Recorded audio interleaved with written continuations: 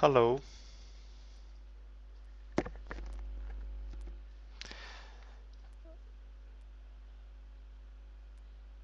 I'm Northern Deer and welcome you to our meeting.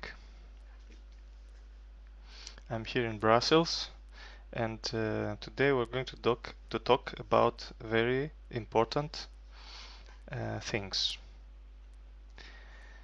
Our topic is a general topic about our life, how we can become the owners of our life. So I welcome you and I hope that tonight we will receive a lot of messages about how to make our life better and how to take charge of our own being and create the life that we want, because this is the purpose. Okay. One thing that I want to tell you is that generally in Ustream broadcast there will be some advertisements coming. Some of you maybe don't know this. So it will be interrupted by advertisements, but you will not miss what I will speak in during this period, because during this period the broadcast will be stopped, and then when the advertisements will finish, you will see the continuation of this moment when it stopped for the advertisement. Alright. Also, if you want to write something in the chat box, there is a chat box and there you can write some questions if you have, and fortunately I will be able to answer you and read and answer you, or have some kind of communication. So you are free to write if you want something, or ask something, or suggest something, and so on. Alright, we'll start.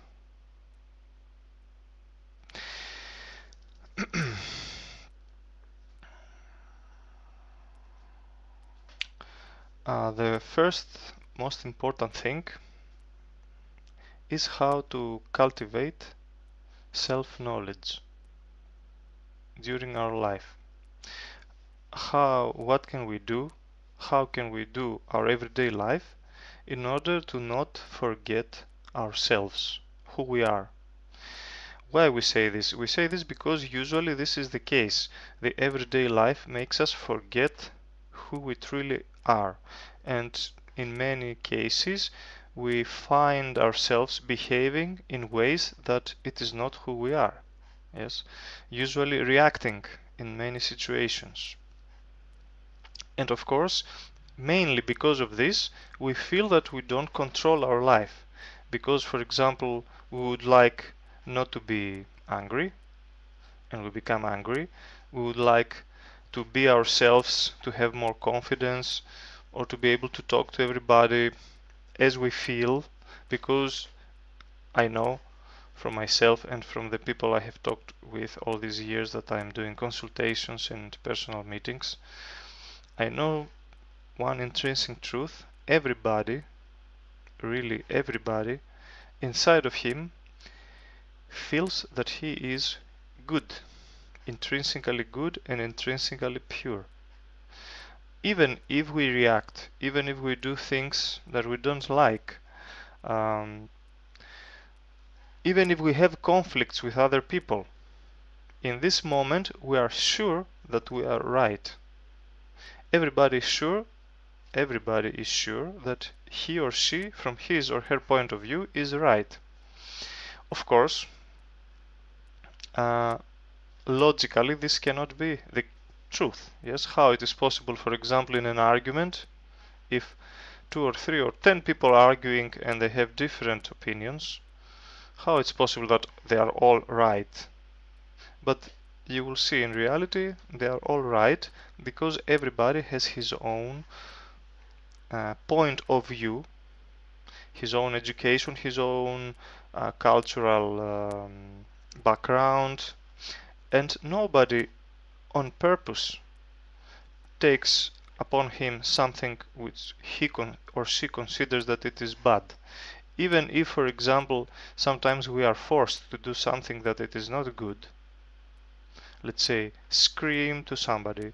Imagine, for example, that you are, let's say, you are like a supervisor, or you have your own company, you are a boss, yes, in your business or something like that. And someday, because you have so many problems, you start yelling to somebody, your employee, because he did some mistake. And you are up to here and you start screaming. Intrinsically,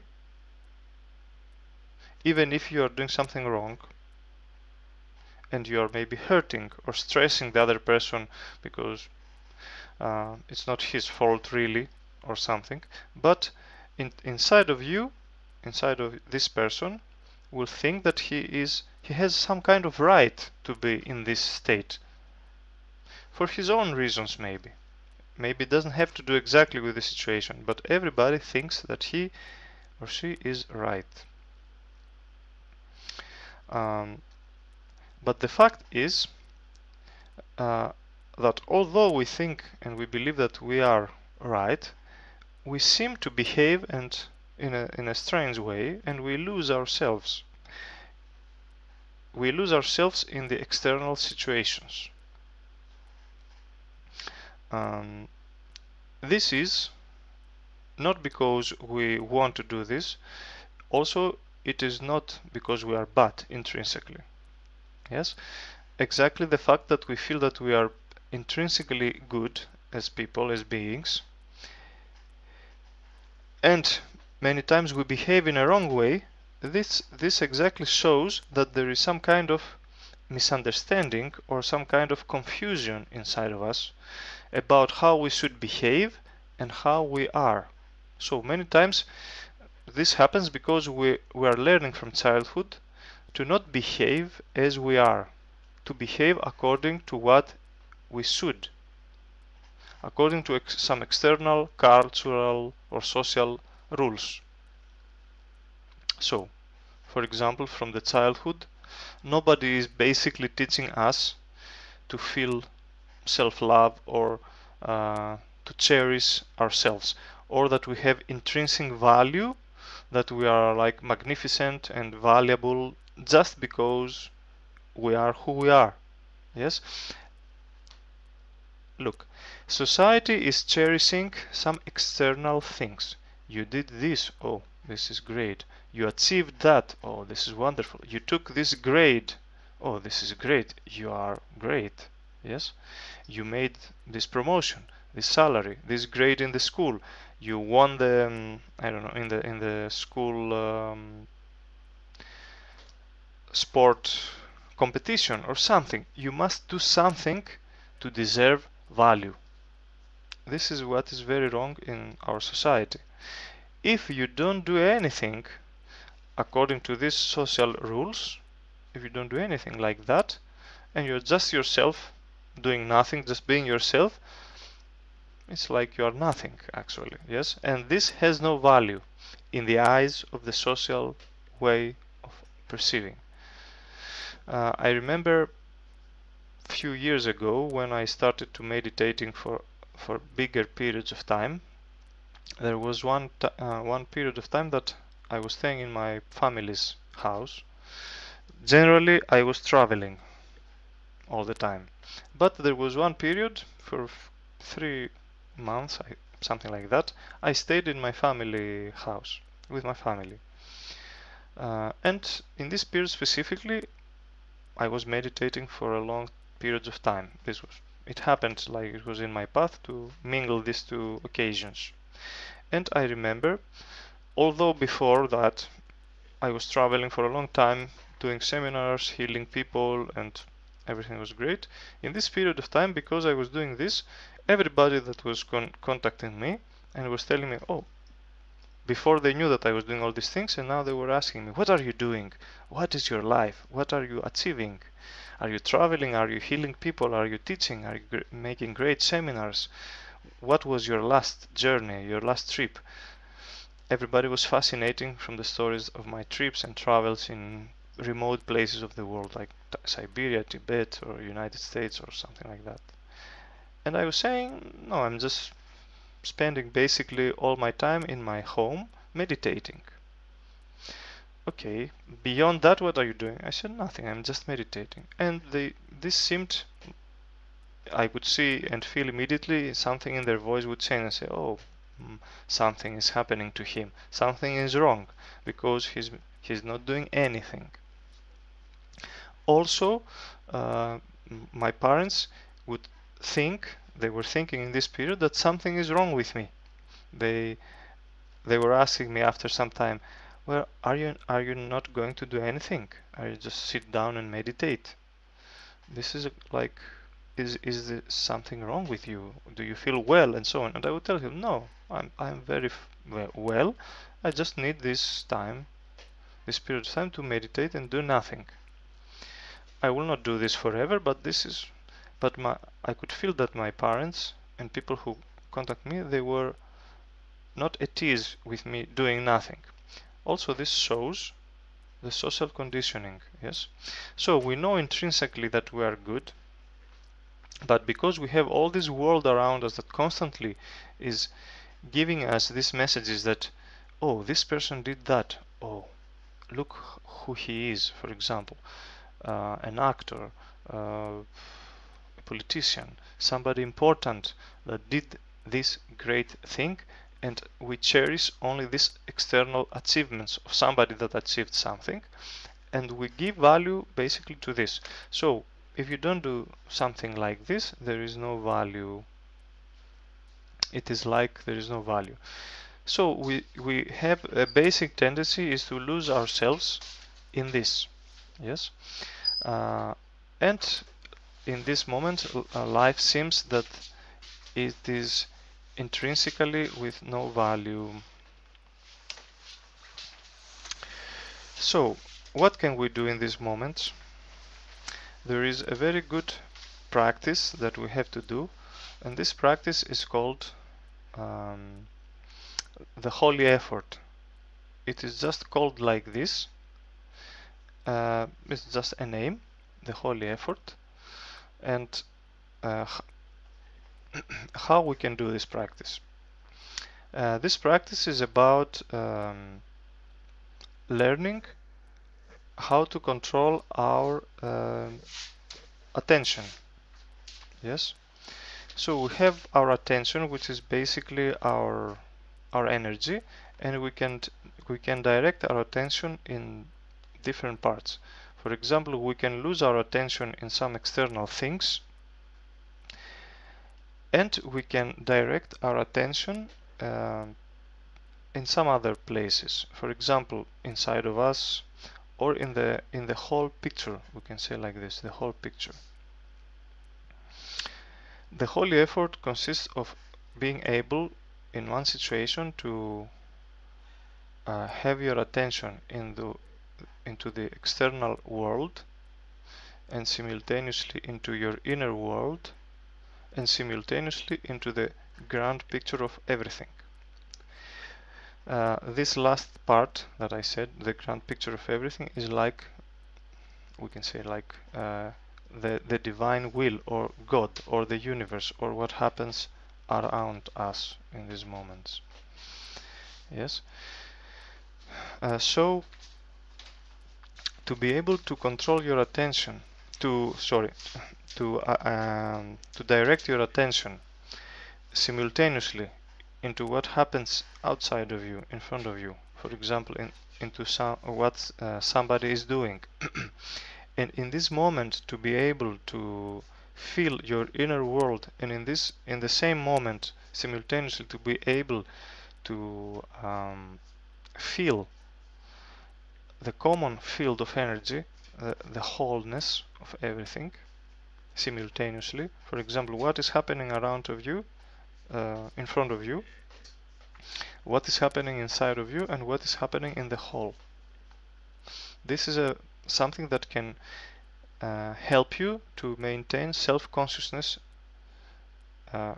actually not self-consciousness, but connecting yourself with consciousness, with your higher level of consciousness, and in this moment you will be able to stay alert and not lose yourself in this external identification.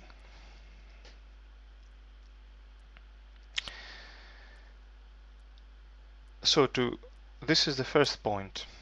Yes.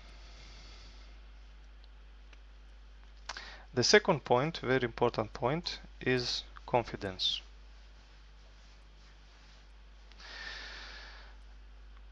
What is confidence? And why many people don't have this? My experience through all these years is that the majority of people don't have enough level of confidence in their lives, and this is one of the biggest reasons why they feel that they don't control their life. One of the reasons they feel that they are not the owners of their life, because they feel not good enough to do something. Confidence is a big matter, big issue, and I will talk simply about this. Generally, we don't have confidence, or let's say we have negative confidence or low self-esteem, because this is how we are educated, as we said in the beginning. Also, what I remember in my life and what I have heard and see in the majority of people, generally nobody is giving you special attention and feeding you with positive energy if everything is going well with you. But you get very special attention when something is going wrong with you. So nobody is teaching us from childhood that as we are good enough and we are just great. This is the first most important thing. They are teaching us to become something, and constantly, in order to help us, yes, because people have this, parents, people like teachers and so on, they have this idea that we have to achieve something to become somebody. Yes, because of this, generally they are trying to help us, so they are trying to show us our mistakes, what we are doing wrong, in order to become what we should become. So they're constantly how to say, they are correcting our mistakes, and this becomes like a constant thing. So our parents observe us, and when they see that we are doing something wrong, they show us this. Oh, this is not right, you should do like this. And then, oh, this is not right, you should do like this. If we do something normal, they don't say anything. It's normal.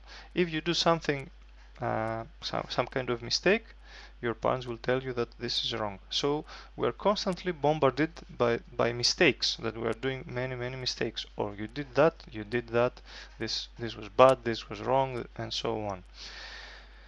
And generally, society is has this mentality, and everything in society is growing by trying to achieve something, so you must constantly work on your mistakes.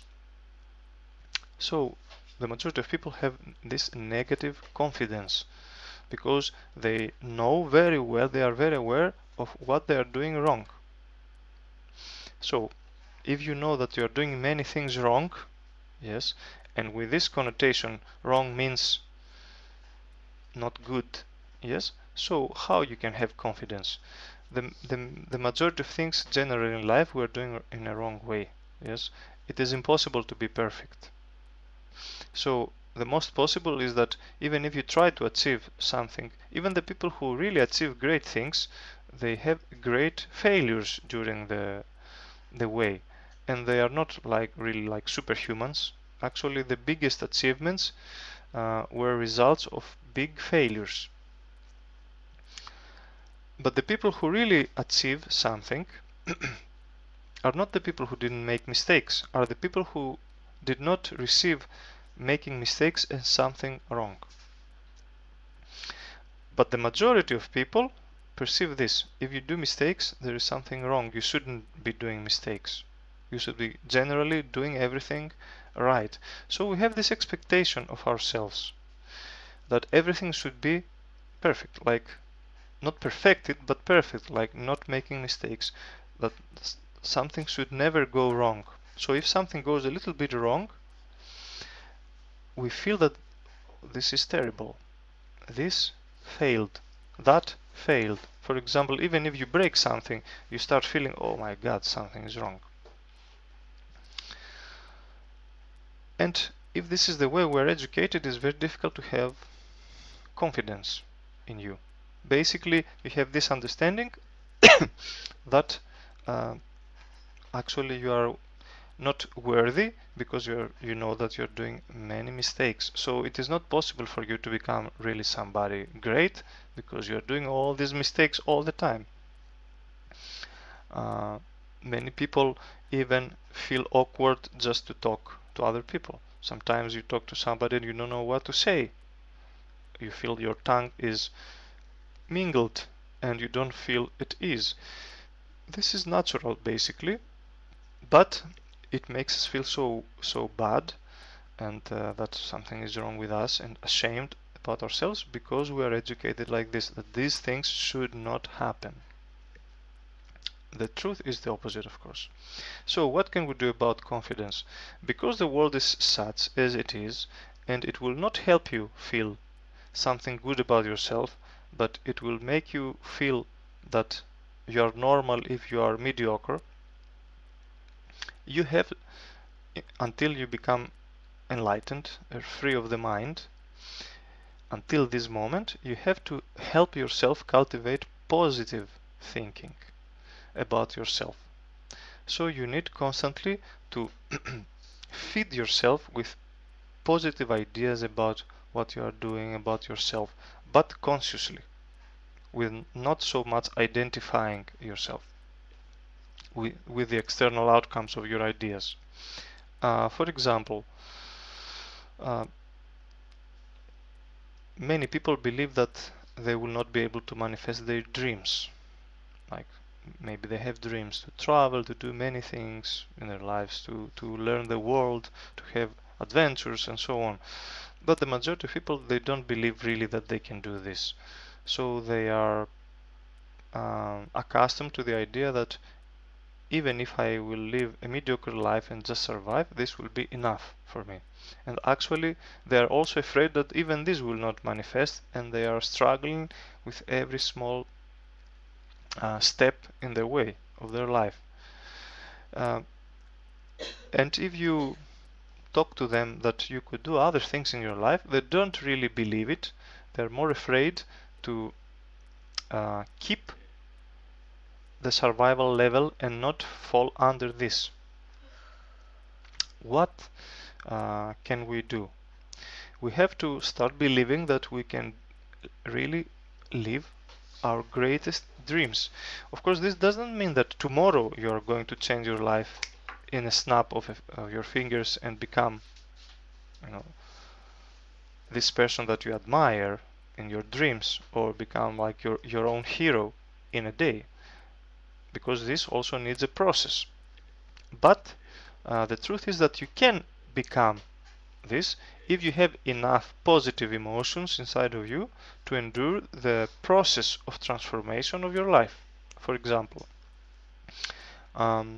if you would like to change your physical appearance, we will make a very simple example, like to change your physical body. Imagine that you are, let's say, a woman or a man. Let's take the example of a man who is very skinny and he doesn't feel that he's strong as a man and he doesn't like his body. And maybe he would like to have, you can see other people who have great, strong physical bodies, and you would like to be like this. So my suggestion is, the majority of people will think like, I cannot do this. Look how I am. I can never become something else. I cannot become like this person. In reality, you can. Everybody can become whatever you want, but you will need some time. You will need a process, and you need to invest in some kind of effort. Yes. why the majority of people don't do this effort? Because they don't have enough confidence. What is this confidence? Enough positive emotions. For example, um, you feel bad about your body, so you go, let's say, to this gym. Yes, let's say you go to the first day. Imagine you don't feel well about yourself. Let's say in this example, you feel like ashamed that you're like this skinny, so you go to this gym and you start making this effort to lift the weights or do something to strengthen your physical body. And maybe you look around to you other people who are already more advanced and so on. As you understand, it's very easy to feel that you are not good enough because you have already this sensation. And when you make this effort to lift these weights, you need to have some kind of energy to invest in this effort. If you have negative emotions, you don't have enough positive energy to invest in this moment. You understand? So it is very important to have this excess of energy to invest in your efforts to change. Also, this we can see in some kind of athletes. Generally in the athletes that they do sports that need endurance, because in this sports it is more obvious. What is more obvious? These athletes, for example, after some time they get tired, and some of them maybe they quit in the middle, yes, or they are going very fast, and after they get tired and you see that they are losing pace, and some others who were more stable start coming forward and win in the end. What happens is because after you get tired, you don't have enough energy, it is most possible that your mind start having negative thoughts in this moment. Thoughts like, I cannot make it, it is very hard, it is very difficult, I will quit, I just want to quit, I'm losing, I will lose, I will not be able, like fearful thoughts, yes? Thoughts like this. Before, maybe you were strongly motivated to win or to do something, but then when you start feeling lack of energy, it is very easy to feel to be filled with negative thoughts. And this is the key. Exactly because we are used from the way we're educated to be filled with these negative thoughts about our confidence, who we are and what is our potential. When we don't have enough energy and we don't feel very well, our mind compensates and start feeding us with these negative thoughts all the time. You see, everything is bad, everything is wrong, everything is difficult, you will not be able to make it, it's hard, blah blah blah blah blah. And all these thoughts create this cycle of degradation inside of you, and you start feeling even worse.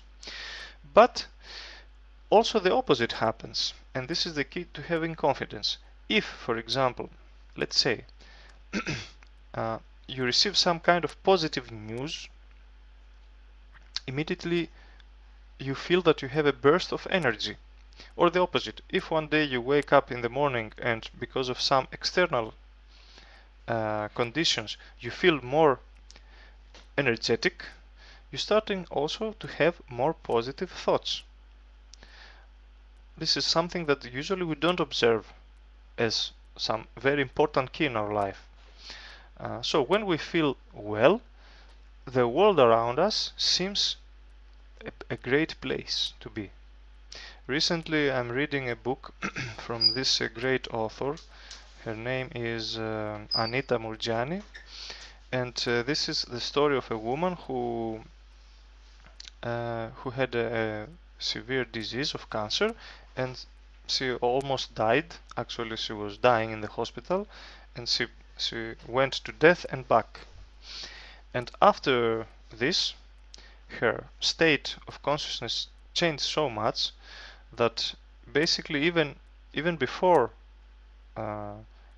she was dying, few hours before she was in a coma, she started seeing the world as a beautiful place to be. Before that, she felt that the world is the worst place, the worst nightmare. And in her book, she writes that she was so devastated that she was thinking that life is this dreadful bad joke of God, or of, like, intrinsically, like, is without meaning and is like a very bad joke, because why we have to be born and have all these difficulties and negative experiences. And when she had this transformation, this death experience, she had the opposite transformation. She suddenly felt that everything is great and life is beautiful. The same, of course, life didn't change, her state of consciousness just changed. So this is the one of the biggest truth in life, and this is also my experience. When we have enough energy, life seems great. We are optimistic and we know that we can do everything that we want. When our energy is depleted, we feel that life is like hell, some kind of hell. And it is just our inner state. Yes, it is how we feel. And of course, because we feel like this, also our mind thinks in the same way. Yes. So about confidence, this is the key. If you feel that you don't have confidence about what you are doing in your life generally, you need to you need to see in this moment, what are you thinking, what are you feeling, and what are you thinking. And you will see that your thoughts are usually very negative in this moment. And of course you believe your thoughts. And other moments when you feel great and joyous, you have very strong positive thoughts, and you know also these thoughts are true. So even if you believe that you can do it, or even if you believe that you cannot do it, as Henry Ford said, this famous phrase of Henry Ford, you are right. So always, because we believe our thoughts, it's about that. If we think positively, we have confidence and we can do it. We are like this, I can do this. Or you can say, I cannot do this, and be in despair and dreadful. Also, the spiritual teacher Eckhart Tolle was enlightened like this. He was feeling that he cannot live anymore. Everything is so bad, that life was dark, and there was no hope for him. And he arrived to the bottom of himself when he felt, I cannot live anymore, life is so bad, dreadful, I want to commit suicide. And in this moment that he realized, he said, I cannot live with myself anymore. And he realized that it is not possible, this. So I cannot live with myself. Who is myself and who is me that I cannot live with? Anyway, he realized that all these negative thoughts that he had, which was his reality, it was just mind. It was not himself. It was just a pattern, like, and he thought that until then he perceived that he is what he is thinking. In this moment he realized that he is not his thoughts, and his thoughts just disappeared in this moment. And instantly, he says, the next morning, because this was in the night, he woke up and life suddenly was beautiful. And he was saying to his story about his enlightenment, he was saying, it was very strange. I went out and I saw everybody was happy. Before he was seeing everywhere sadness, and suddenly he was seeing everybody happiness. Everywhere around him happiness, and he thought, how it is possible? The world around me changed overnight, and I feel so great now in this beautiful world. Later, of course, he realized that it was just his inner state all this time.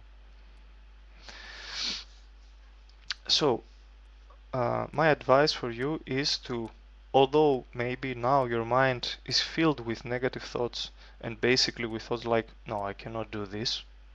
This is the basic pattern that we have. Start developing in you thoughts like, yes, I can do something. Just not repeat it like a mantra, because this doesn't really work, but start really believing that you can do something more. Allow yourself to dream positively, and this will start feeding you with more positive ideas and thoughts, and this will start helping you to have more confidence. Of course, there is a state of consciousness that you have the real confidence, which is beyond the mind, which is not coming from positive thoughts, of course, which is just by who you are. You are not actually confident, but you are just yourself as you were born to be, and you are, of course, as the kids, confident. All the children are confident. Actually, they are not confident because they don't say, I can do something. They just go and do what they want. They don't have positive thoughts nor negative thoughts. They want to do something, they don't have any thoughts about it. They just feel a desire to do something and just go and do it. But we need, at least first, until we become enlightened and free of the mind, we need to cultivate the positive part, to believe at least that we can do something. So start cultivating this in you. Another thing very important is how to cultivate faith and healthy inner state. So what is faith? Faith is not something that is like believing in something. Of course, you can believe that there is God or that there is this higher power, but if you place this higher power outside of you only, and you believe that there is somebody somewhere out there outside of you, and this is it, and so you are actually separated from this power, then it's very difficult to have real faith ever. You will have only belief, some kind of belief. I believe in something, but this is not faith. Faith is the state when you know that you are connected with life. There are two different states. One is we feel disconnected from life, and this gives us the state of loneliness, that we are like strangers. This is lack of faith. This is how we determine this condition. And many people live, unfortunately, in this state. They feel disconnected. They are alone. Yes, they feel that the world around them is strange, something like that. And the people around them are basically like strangers. It's very difficult for them to open themselves and so on. They are afraid. And the majority of people are like this, but there is another state when you, and also we all have these moments that we feel at ease, that everything around us is normal and we are part of this world and everything is okay. In this moment we feel a very nice state. This is the normal state that we would we should have, and this is a state of health, faith and healthy inner state. If we feel like this, it's very difficult to get sick also. This is the healthy inner state that we should have. And now we should see also why we lose this state. Why we why we enter in this isolation. It is also because we are trying to figure out something in our heads. For example, many times we try to figure out who we are. We have these questions, these ideas, who am I? And we are trying to figure this out mentally, like we are thinking about this. In this moment, when this ego mind enters the scene, you feel alone. Because your thoughts, you feel that your thoughts are isolated in some kind of place which is disconnected from the world around you and from the existence, somewhere in your head, and you are basically in this prison there, and you're thinking about yourself, and in this moment you are sure that you are this self that you are thinking about, and this self is isolated from everybody else because you are trying to figure it out concretely as a separate concrete thing, like a thing. For example, this is a telephone, is different, yes? So we're trying to figure out ourselves as a thing, concrete, separate, exactly as it is our physical body concrete and separate. Ourself, we have this identification because we see only the world as this external thing. Also, ourself must be something separate from everything else. And this gives us the feeling of loneliness. But in reality, when we don't think like this, our energy and our self is flowing freely with the world, and everything is great. And in this moment we have the real faith that we should have, which is not faith in something, but it is the state of being at ease in existence, with your place in the world, or with who you are. And you can talk with a stranger, everybody can be potentially your friend, and you're just a part of this great game of life, let's say like this. And you know in these moments that everything is good.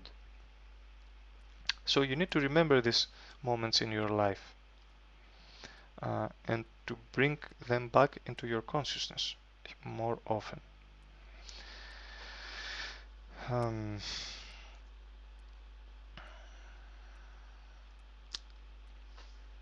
Now, of course, as we said in the beginning, it is very easy to forget all these things during the everyday flow of life, because these external forces start dragging our consciousness along somewhere. Imagine, for example, that this is similar when you watch a serial or a film in TV, and for some moment you are so lost in this plot and what is happening there that you forget for some moments who you are, where you are, and everything, and you become the story. So also we are lost in the stories of the external world because we think this is everything that there is, this external story. And of course this external story has its rules, as we said in the beginning. It is the rules of society. So you have to be somebody in this story, otherwise you are nobody. So we start losing ourselves in this story, and in this moment our consciousness, who we are, starts shrinking. And all these ideas and these stories start taking us along, and we're following them, and we feel lost. How we can do the opposite? Actually, we have to do the opposite. We have to, instead of shrinking our consciousness and be led to believe that we are this external body only that has to eat, work, and do all these things, we have to expand our consciousness and feel more and more relaxed just by being in the world. It does not mean that we should not do anything and just sit like somewhere, but it means that we should not also be stressed that we must follow the regime of what other people thinking or doing. One of the best ways to do this, to expand your consciousness, is what we said before, the holy effort, to be able to remember to do it as a practice in your everyday life. When you're talking to somebody, when you are living your everyday life, your story actually, yes, your scenario of your personal life, to be able to observe the situations, the plot of the stories around you, in the same moment to feel what is happening around you, how you react in what other people are telling you, in what is happening, and to be able to feel the divine flow of energy, or the wholeness of life simultaneously. So to have your attention, let's say, in the universe, in your inner state, and in the external world simultaneously. If you can do this, then you start having expansion of your consciousness while doing whatever you do. Otherwise, usually what people do is when they are alone, their attention goes to their inner state, to their thoughts, to their emotions. When they're outside doing something, their attention is going completely to the external world, and they are stressed doing something. And maybe in some few moments they start having this more deep sense of belonging to the world, like spiritual thoughts, or thinking what is the meaning of life, or thinking about the universe, or about, usually maybe we are entering this state of consciousness a little before we go to sleep, or before we wake up in the morning, when we don't have so many thoughts and we feel like just vibrating or just by being. But we can remember as a practice to do this in our everyday life. Also, this kind of practices, similar types of practices, that are suggested from many teachers, other teachers. Another thing, it is more like a regime to practice, is to find some kind of practices that exist already in different spiritual disciplines. And if you like some of these kind of practices, there are many different spiritual paths, and each spiritual path has some kind of discipline. Why does this discipline exist? Of course, the disciplines and the practices in spiritual traditions do not exist as a goal on its own. Yes, they are like training, some kind of training for your spirit and soul to be more focused and concentrated and connected in the right direction. So it's like a way to develop your highest intention in life, to connect with your higher self. You can say like this. Many times I say this is like going to the gym. Yes, why we go to the gym? Some people, of course, go to the gym to have more beautiful body. Other people will go to the gym to become more strong. But this is like a training. So when you go to the gym, what you are doing, for example, you are lifting weights or you are doing aerobics. The purpose of doing aerobics or lifting weights is not just to do this and learn to lift weights, because you don't learn this in order to go out in your life and continue doing this. It's not a skill for living, but it's a training that helps you build more muscle, let's say, and be more strong in your life, which is something necessary for you. Or if you go to any kind of sport, this helps you to be more healthy, strong, and in a better condition. So let's say if your hobby is to play tennis, you don't learn tennis because this is like something so important that it's everything that you have to learn for your life to play tennis, to hit a ball with a racket. No, this is just a hobby that you enjoy, and you do this also to feel healthier, stronger, to detoxify and enjoy yourself. Spiritual practice is like this. Of course, many people misunderstand this. They think that everything is the spiritual practice and they should dedicate themselves into this. No, it's wrong. Spiritual practice is a part of your life if you want to take this path as a kind of training that will help you into your life to be more aware. Also, the goal of the spiritual path is to arrive somewhere. I put this in connotation, and this somewhere, when you arrive there, you need to leave all the spiritual practices and all the spiritual paths behind. There was an example, I don't remember from which teacher, that a spiritual practice or a spiritual tradition is like a boat that you take to go from the one side of the lake to the other side of the lake. So while you are in this boat, the boat serves its purpose. But when you arrive where you want to go, you don't carry your boat there. No, you are not attached with the boat. Yes, you need to understand that now I arrived here, the boat I leave behind, because I don't really do this for the boat. So any spiritual practice or discipline is the same, is a helping tool for your life, is not that you should live your life for it and live your life inside the spiritual practice only. It cannot be a substitute of existence. Okay. If you understand the spiritual practice like this, then this is something that can help you to be more strong, confident, and it's like going to the gym. It's a spiritual gymnastic. You should not go so crazy about it. You should feel joy and use it purposefully and with a positive, constructive way. If you do it like this, you will feel it's good for you.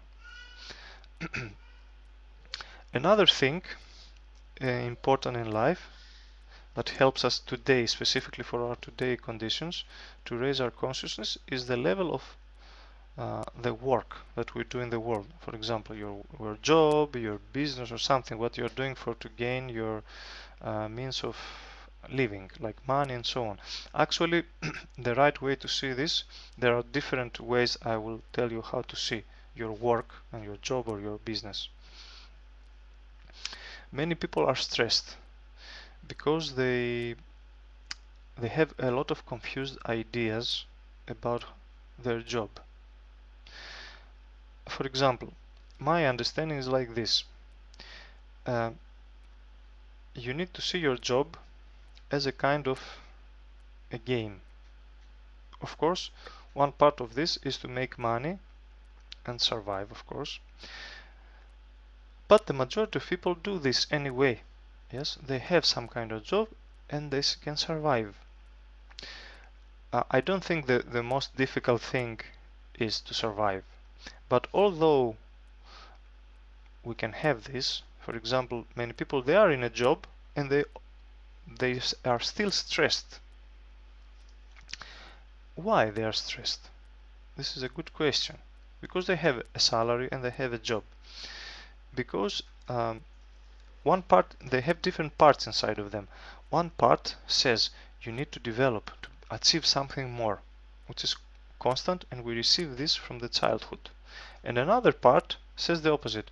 I don't want to enter in this crazy frenzy desire to grow, for example, in my career and constantly achieve something more and something more, because this is also endless.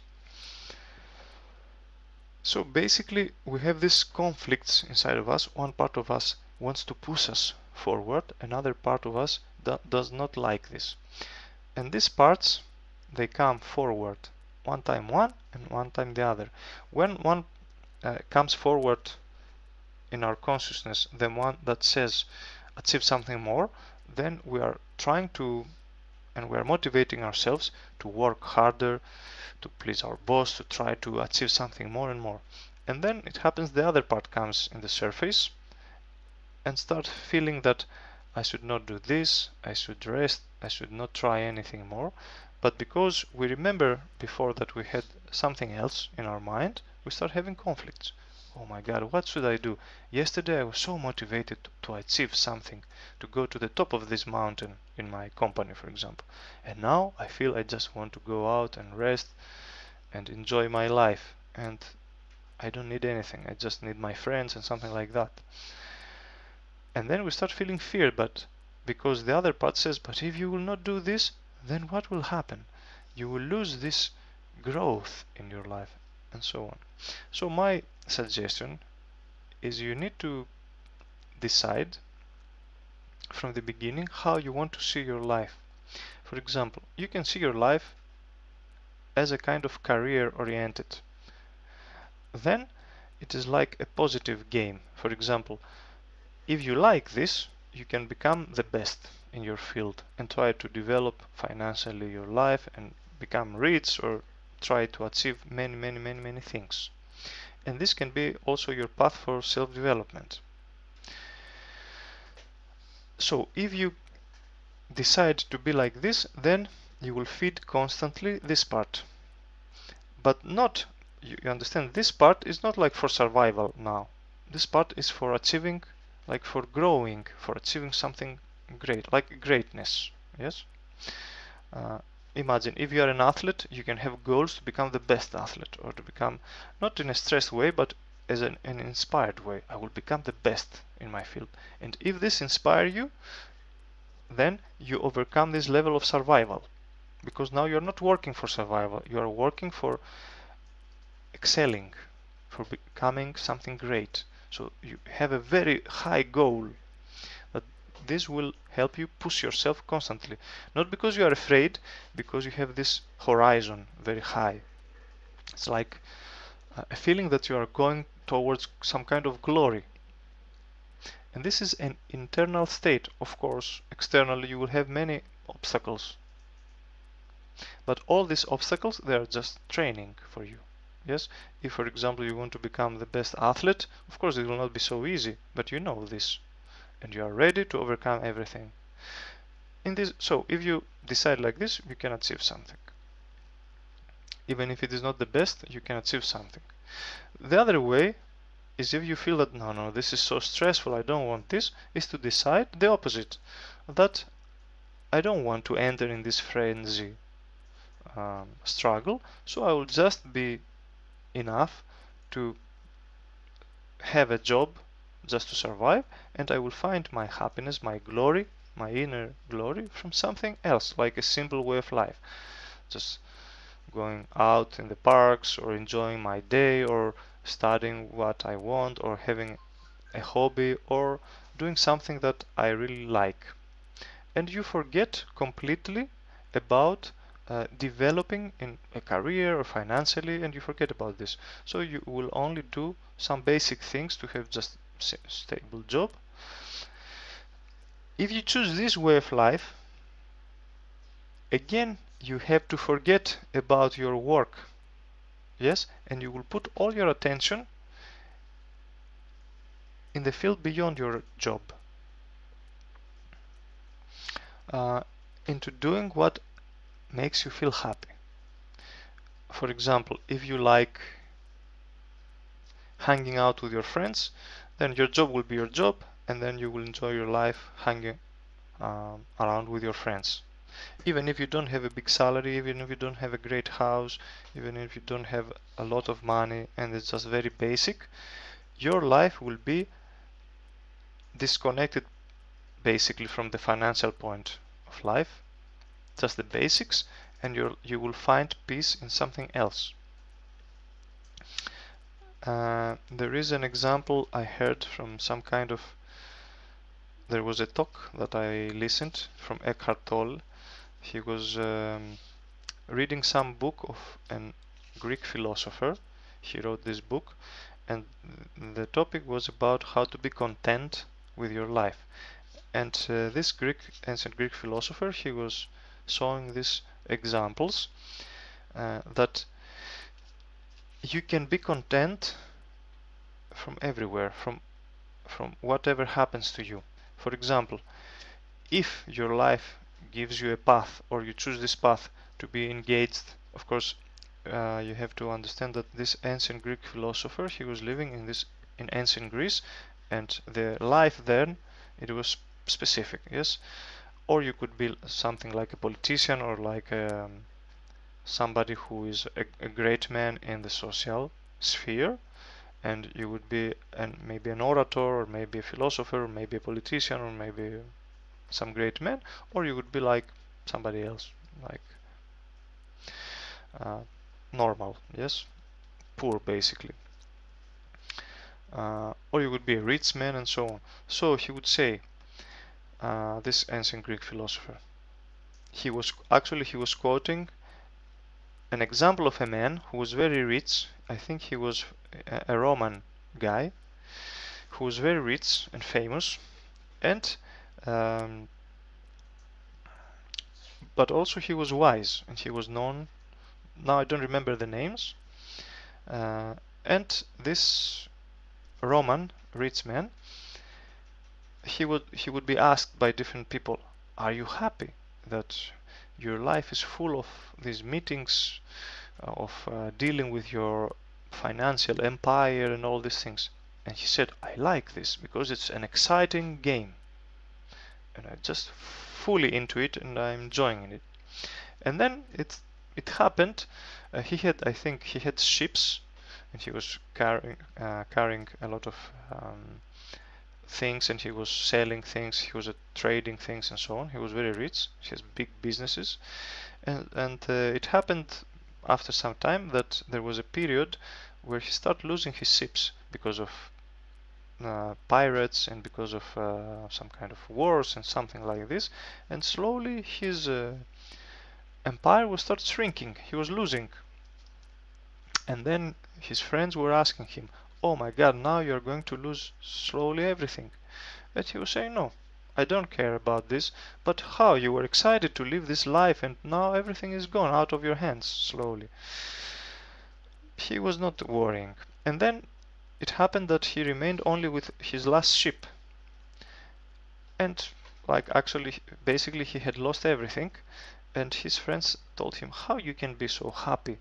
Now you don't have a life, basically. You lost everything. He said, no, actually now I'm so happy because I can now achieve the other dream that I had. What was the other dream? They asked him.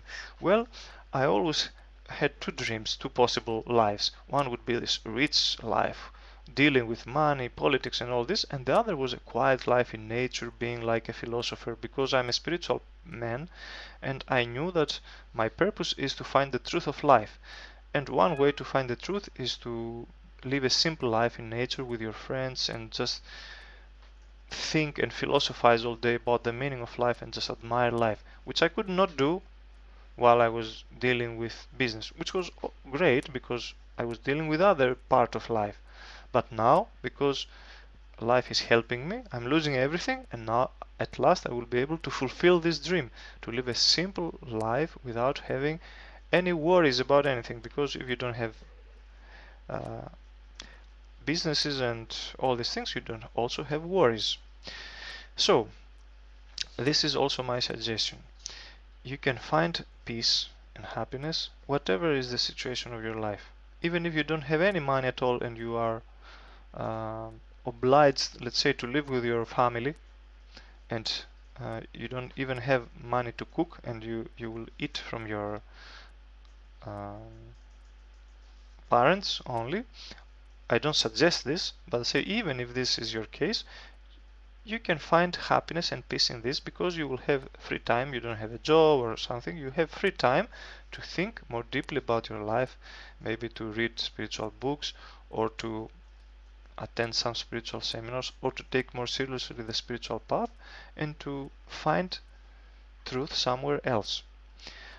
Also, if you want to enter in the workplace, yes, enter completely. Or you can have a middle ground. For example, you can choose that I will have a kind of level of career that I can handle more or less, and so my financial life will be not great, not low, somewhere in the middle, normal. I will have some things of my own, and that's it. I don't want any more, just to have these simple things, and then I will deal with my life in this way, and I will find with these external conditions. What bothers us is when we're never satisfied with the conditions. So instead of finding in whatever condition we are the positive, we find what we could have different in the position that we are. For example, if you are dealing with a lot of business, you're constantly thinking, oh my God, I could be out of this business, I could be living a simple life, and you are longing for something simple because you have a lot of stress, because you have a lot of obligations and you cannot rest. If you are in somewhere in the middle, you are thinking, oh my God, I'm mediocre, I'm not living very high, and I'm not even so low that I'm not without worries. I have little worries, but look, this person is doing like this, I could be like him or like that, and you are not even satisfied with this. If you don't have at all money, you are looking at the people who have cars and money, and so, and you are feeling bad because you don't have anything. And in this way, you cannot ever appreciate the positive of your situation. But the positive or the uh, negative of your situation is just a point of view. Remember that there were enlightened masters that were poor, and of course enlightened masters that were rich. So the greatness of life doesn't have to do with being poor or rich. So take this out of your mind and try, in whatever is your situation, to find the truth in you. Not necessarily in you, like inside you, but in what you really want. Because if you don't find what you really want from yourself, basically you need to find what is bothering you to be happy as you are. Yes, because maybe all these ideas and thoughts that something is wrong, that I could be like this or like that, maybe this is the problem of your life. Yes, so accept the situation as it is in your life, and maybe you can find your happiness somewhere else, not in the external conditions of your life. For example, you can find happiness in painting, in reading books, in doing some kind of sport, in socializing, in going, in having some romantic affair, in something else than what you think. So find what is missing in you and just directly go and have the experience. If you think, for example, that you would be happy if you would have enough money, then you need to engage in having this. Of course, this is not the case. You will not be happy if you have money. But if you really want to enter in the world of business, enter it. But don't do this for the money. Do it because you like the world of business or the world of any world, the world of art, the world of something. Yes? Don't think that if you will enter some world, this will give you happiness. Actually, it's the opposite. Just allow yourself to see what I want from my happiness. Yes? If I'm just happy as I am, what I would do as expression of my happiness, would I engage myself into making money? No, for example. No, I'm not this type. I would like to philosophize more, to talk with my friends, maybe to do some sports or to go out or to travel. So live like this. But if you say, yes, if I had everything anywhere, I would like to create this big business. This is my desire. This is like what I want to do in my life. Then just do this. Okay. Basically, my message is that your life is really now, as you are now. It is in your hands. If you think that you are not the owner of your life, it is because you have all these external pressures, all these ideas, because other people are doing all this other stuff. Also, one common phenomenon that says exactly this, what I say, is the phenomenon of Facebook.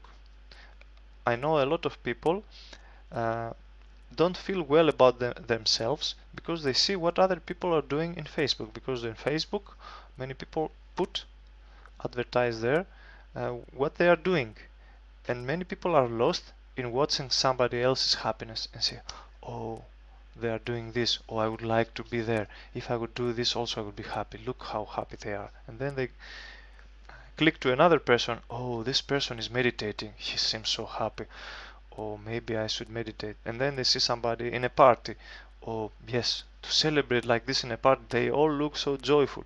And then you see other things, other person is traveling, other person is doing this, and you are lost in whatever everything else they are doing except of yourself, and you feel that everybody is happy except you. Yes, what does this show? And everybody is doing like this. Even the person who put these pictures that you wanted to be like him, he sees your pictures and this person wants to be like you, and everybody wants to be like everybody else. What does this show? It shows that we are sucked into this strange paradigm of the society that you as you are intrinsically, you are not good enough. So everything is missing. So you can never rest. If you are like just living your life, something is wrong with it. You are never satisfied with just living your life, because all these ideas that you should become somebody is in your head.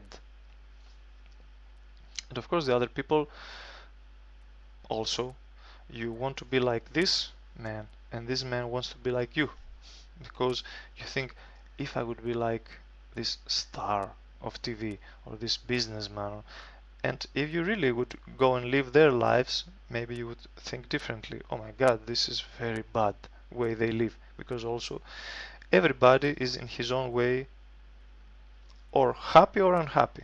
It doesn't mean that happiness would come from the external way of life. Actually, it's the opposite. If you see somebody being happy by doing something, it means that this happiness comes not from what he's doing. Actually, what he's doing is the expression of his happiness. And of course, he feels well, he creates something positive out of his being well, and then you see just a happy person. That's all. If you see a happy person being a businessman, you think being a businessman is good.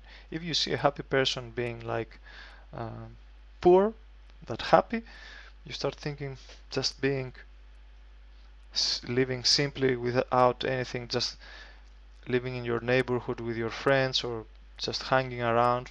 This person has no worries. It's the best way.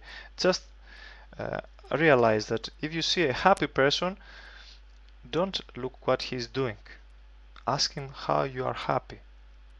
Because it's not because what he's doing. What he's doing, if it is good, and it seems that this is the case, it's because he's happy. It makes this seem good. I have seen poor people that are very happy and they live a great life. They're just have no worries, they're enjoying themselves, hanging around in the neighborhood somewhere in the nature. Usually they live this kind of people. They have very good relationships, friendships, and they are happy enjoying friendship because they have nothing else to do. Other people who are happy and very rich, they are doing so great things in the world. They are using their money to, but actually they are doing basically the same. Life is about communicating with other people and sharing your joy. It doesn't matter if it is in your neighborhood or if it is traveling around the world. You can do whatever you like. It's in your hands. So stop worrying, stop thinking negatively, start creating positive visions for yourself. You don't have to imitate somebody. You don't have to be stressed to find something to do. Just relax and start. Maybe you can take some books that inspire you and feed yourself with different ideas that will help you to get out of the negative regime of your mind that constantly says to you that something is wrong with you. Of course, this topic is very big. We cannot talk more about this now.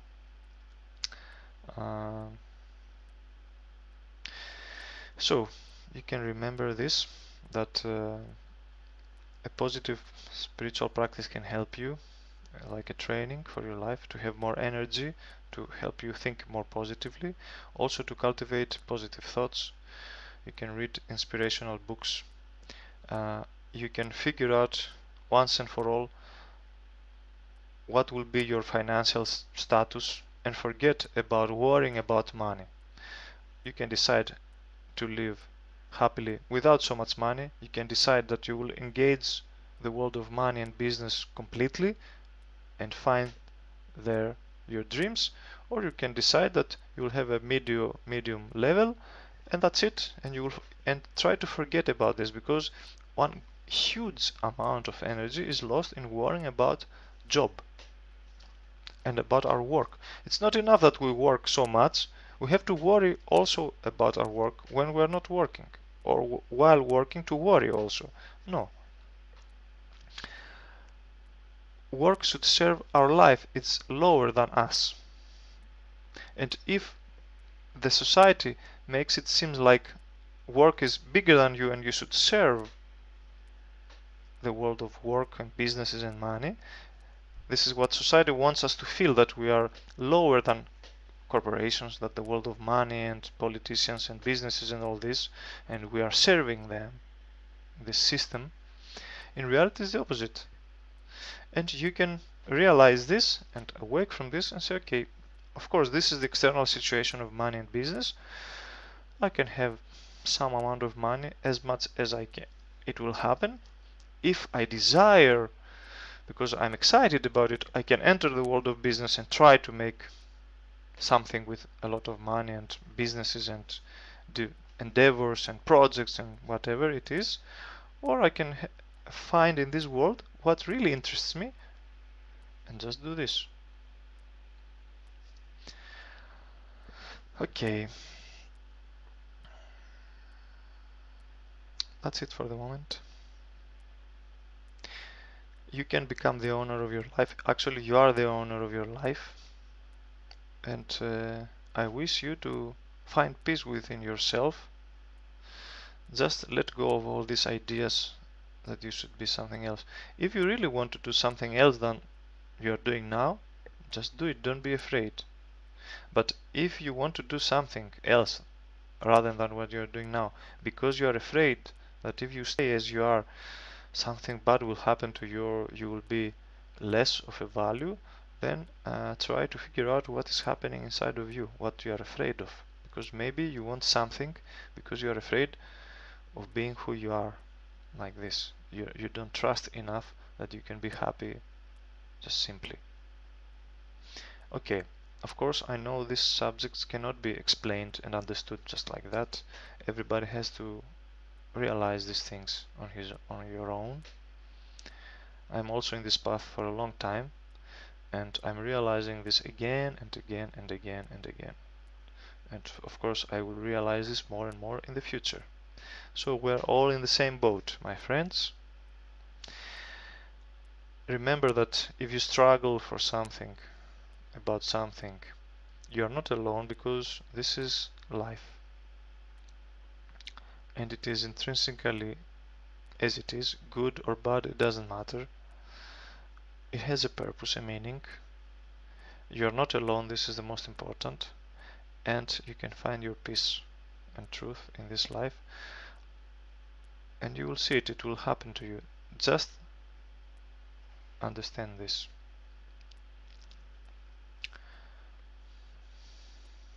Okay. We will repeat this topic again. This is like a first part or a beginning. This is a very important topic. And I wish you the best for your life, for the continuing what you're doing. And I hope to see you more in our meetings and workshops and practices and seminars, where you can learn about ancient practices and ways of life and truths, very deep, intrinsic spiritual truths of life that will open your mind and consciousness to the higher levels of being, to understand who you are, why you're here, and what is the purpose of your life and life in general. I wish you the best. Until our next meeting, stay, be happy, and be in peace. And try to love everybody around you. Namaste.